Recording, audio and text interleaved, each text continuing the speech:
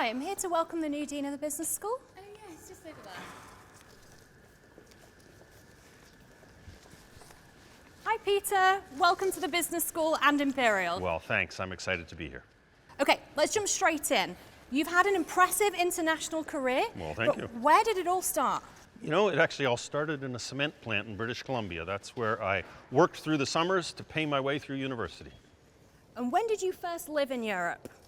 I first moved to Europe in 2015. That's when I became the Dean of HEC Paris. And what brought you to this side of the Atlantic? You know, like many things in life, challenge and opportunity. The challenge of figuring out how to work in a different culture, working with different languages, work with different people, and the opportunity to embrace that culture, richness, and diversity of Europe. What's the best thing about Paris that most people don't know about? Well, the thing I always say is when you go to the restaurant, have the Café Gourmand, because the Café Gourmand is like all the desserts on the menu on your plate at the same time in miniature. And you should try all the small museums of Paris. You see these world-class collections at the Jacques Marandré, the Commando, these other museums, and there's nobody there.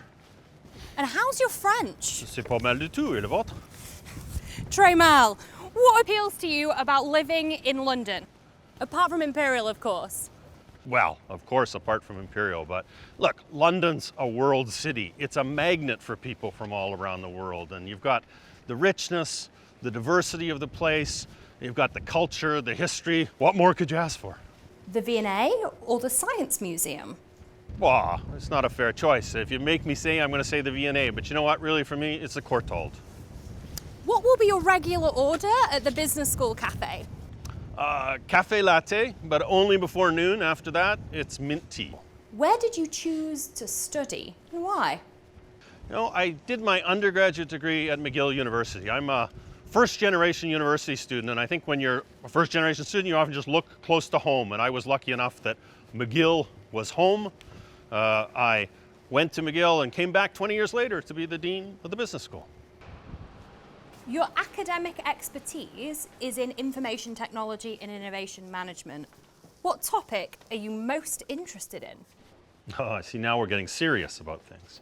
You know, I've always been really fascinated by the intersection of people and technology. When you develop new technologies or build new technologies, obviously people shape the technology.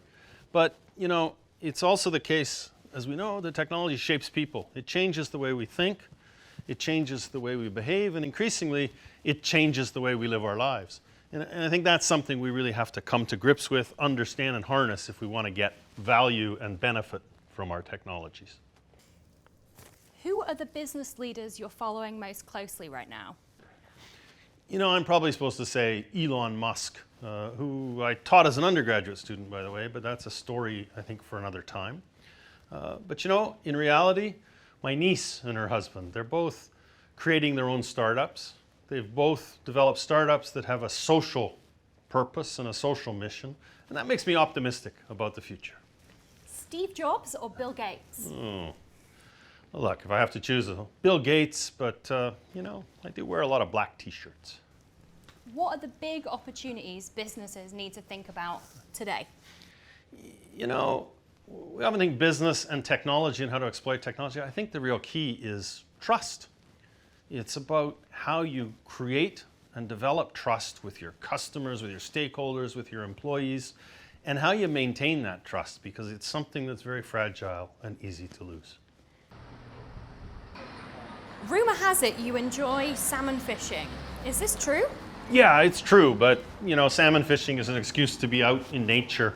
On any given day, you might see whales, sea lions, dolphins, you name it. So it's about the experience of being out in the world. How else do you like to spend your spare time? You know, I build furniture. I'm a pretty good cook. You know, I read a lot because I like to understand something about world affairs. I don't know if it's because I live in the US, but I have this sort of strange obsession with US politics, so I read and study quite a bit about that. And I also have a kind of a strange obsession with Winston Churchill, but maybe that'll be a little less strange now that I live in London. What is one piece of advice that you'd give to business school students and alumni? You know, we often said to people, follow your passion. But I think today you have to find something that's the intersection of what you're really good at and what you're passionate about or interested in. Do that, and then as opportunities emerge, as new challenges are put in front of you, branch out and try those things. Our alumni talk about how much they enjoyed the inclusivity of our student community. Why is EDI important in higher education? You know, every time we get more diverse, we get better. And it's really just as simple as that. If you want to discover, if you want to invent new things, if you want to find new things, you need different perspectives and different approaches. Diversity makes us stronger. And if diversity is going to work, people have to feel like they belong. Our time's nearly up, so let's have a quick fire round. Favorite book? Do you have favorite children? Favorite film? My Name is Nobody. Favorite album? Leonard Cohen, live in London. And finally, why did you choose to take on the role of Dean at Imperial College Business School? You know, Imperial tackles big questions. And the business school is incredibly well positioned at the center of this science, technology, innovation, and entrepreneurship ecosystem to be able to help with how we address those kinds of big questions in the world. And I always say the job of a dean is to help. I'm here to help make that happen. Professor Peter Todd, thanks for your time. Hey, thanks, Rebecca.